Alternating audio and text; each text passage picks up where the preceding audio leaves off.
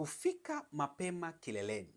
Kwanza kabisa ni hivi, mwanaume kama ni mara yako ya kwanza kushiriki tendo au ni muda mrefu umepita tangu umeacha kushiriki tendo, ndo leo sasa umeshiriki tendo, kitendo cha kumwaga mapema ndani ya sekunde chache ni jambo la kawaida. Kwa nini? Kwanza, ulivyokuwa umekaa bila kushiriki tendo ni kwamba mchakato wa utengenezaji wa mbegu kwenye korodani ulikuwa ukiendelea kama kawaida.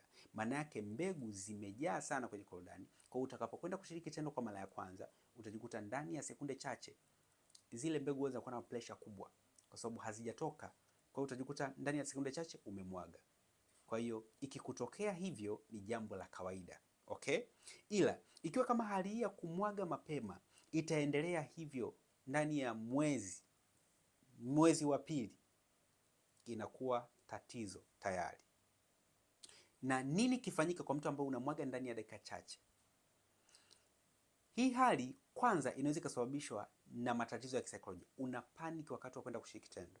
Lakini pia hali hii inaweza kusababishwa na kulegea zaidi kwa mishipa ya damu katika maumbile yako ya kiume. Manake unapopata hisia, mishipa kwa sababu haina uwezo wa kuzuia au kudhibiti utoaji wa mbegu wakati wa tendo, ndani ya dakika chache unakuta umemwaga.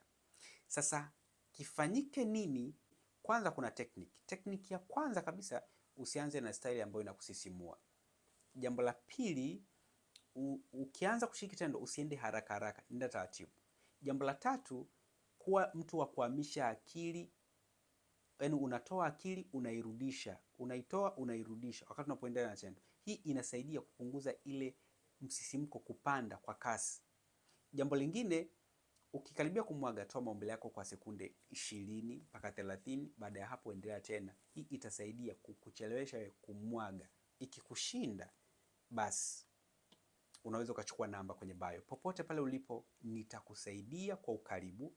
Tutaangalia nini kinachosababisha hasa hizi njia ujaribishe zishindikane, alafu nini tufanye kurudi katika hali yako ya kawaida.